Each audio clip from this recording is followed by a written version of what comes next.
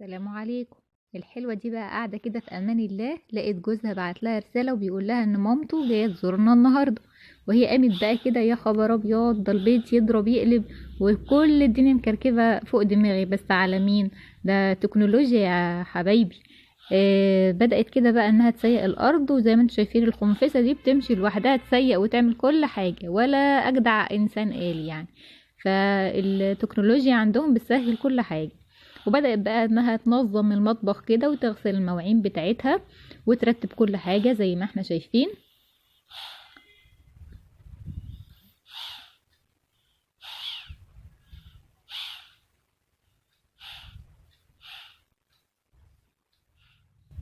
وشطبت الحوض بقى كده زي الشطورة.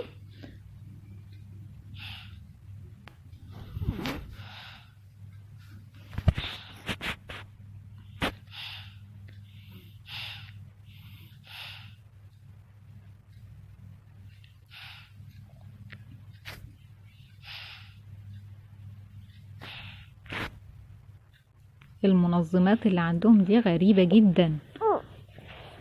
بصوا بقى شايلة التلج دي. بصوا بقى الطبعة الحلوة دي، يعني بتطبع صور من على التليفون. شفتوا التكنولوجيا؟ يا سلام. حتى الأحذية عندهم متدلعة آخر دلع.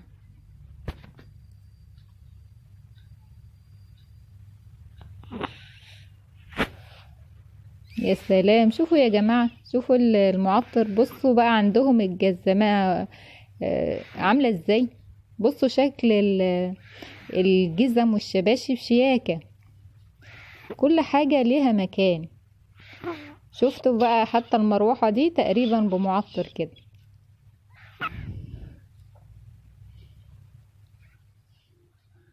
بيسهلوا على نفسهم كل حاجة.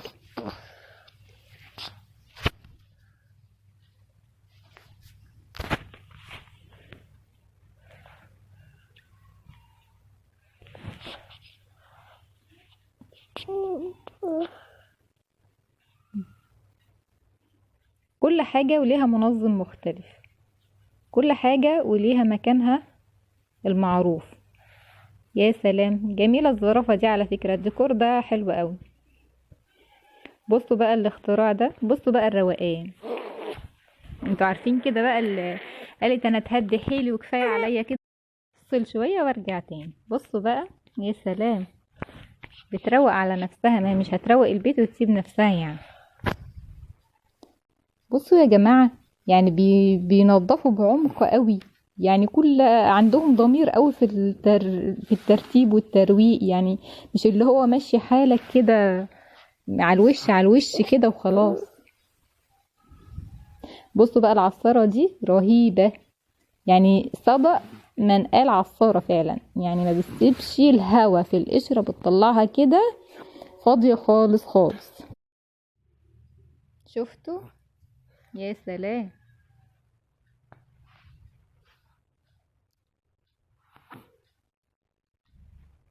هتسيق بقى، هتسيق بقى السلم بقى والأماكن الضيقة. ويعني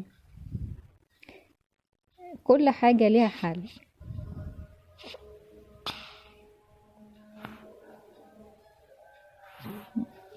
شوفوا بقى المشتريات بقى هتبدأ انها ترصها كده. مناديل بقى، جايبة كمية مناديل رهيبة يعني، وحاجات تانية يعني. عادي برضو مناديل يعني. كل ده، بس كل حاجة بقى عندهم وليها استخدام. اي نعم، هي كلها مناديل، بس مناديل عن مناديل بتفرق. كل مناديل وليها استخدامها. دي مثلا تقول لك مناديل بقى ايه، مبللة كده، مش هتحتاج لمية. وهي دي المشكلة، انهم يعتمدوا على المناديل وما يحتاجوش للمية يعني في التنظيف.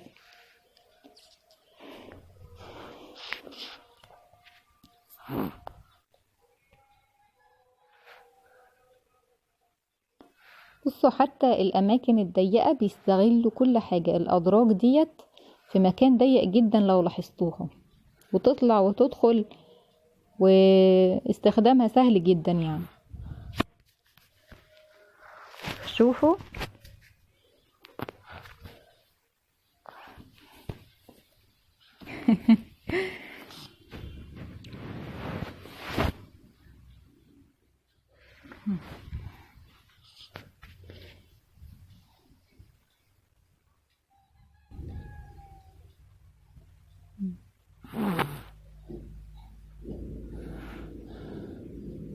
حلوة العباية ام كرانيش دي يا جماعة، عجباني الحقيقة. سيبكم يعني من الضوافر، انا ما الضوافر بس، انا اللي في عيني ما شاء الله العباية المقرنشة دي، يا سلام حلوة.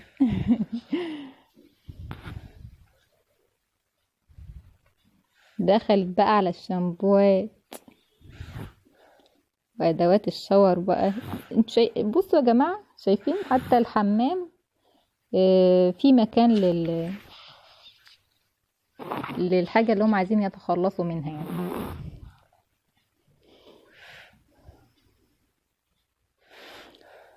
بصوا استغلال الاماكن زي ما قلت لكم في كل مكان عندهم، مش بس في المكان اللي شفناه في الاول مع بعض.